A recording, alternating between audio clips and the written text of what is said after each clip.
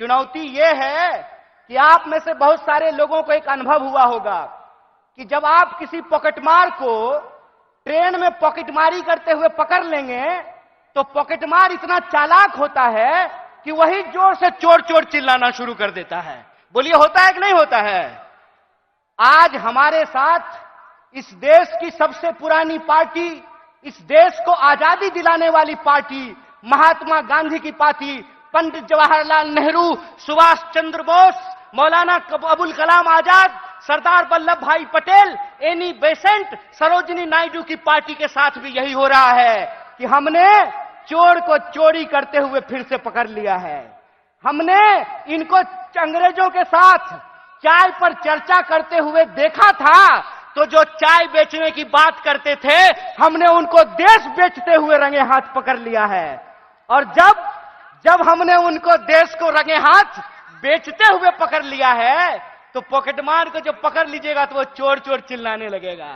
वो कहते हैं कि कांग्रेस इस देश में भ्रष्टाचार लेकर के आई। एक सवाल हम पूछना चाहते हैं, आज आप कांग्रेस के नेताओं के घर पे ईडी भेजते हैं। परसों जया शाह के पिताजी से वही कांग्रेस का नेता अगर फोन पे सेटिंग कर ले तो वो ईडी जो है अपना रास्ता कैसे भूल जाती है, वो पता कैसे भूल जाती है। इसका मतलब यह है कि जो पार्टी देश की पार्टी है उस पार्टी को देश के आम लोगों के नजर में बदनाम किया गया है। और देश के आम लोगों के नजर में इसलिए बदनाम किया गया है कि अगर आप कांग्रेस के प्रति अपनी भावना छोड़ देंगे तो देश में कोई आपकी बात करने वाला नहीं रहेगा। इस बात को याद रखिएगा।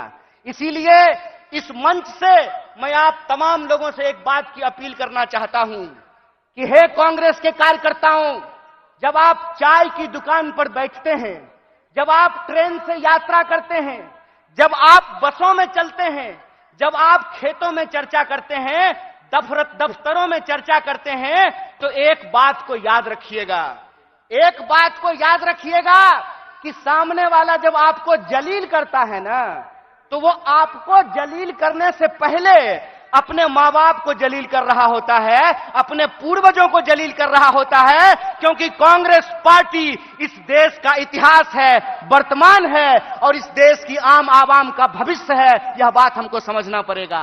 हमको समझना पड़ेगा कि कांग्रेस पार्टी अंग्रेजों से लड़ करके इस देश को आजादी दिलाई। आजाद भारत में पहली बार ऐसा हुआ कि दलितों को और ब्राह्मणों को बराबरी का वोट का अधिकार मिला। आजाद भारत में पहली बार ऐसा हुआ कि महिलाओं और पुरुषों को बराबरी का वोट का अधिकार मिला। आजाद भारत में पहली बार ऐसा हुआ कि राजे राजवाड़ा का वोट भी एक और नाली में उतर करके गटर साफ करने वाले का भी वोट एक, ऐसा भारतीय राष्ट्रीय कांग्रेस स्थापित करके आई। मैं कहता हूं कि जिस पंडित जवाहरलाल नेहरू को लोग आज संसद में खड़ा होकर के गालियां देते हैं, याद रखना मेरे दोस्त, अगर पंडित जवाहरलाल नेहरू नहीं होते तो झूठ ही सही तुम ये बात आज बोल नहीं पाते कि एक चाय बेचने वाला भी देश का प्रधानमंत्री बन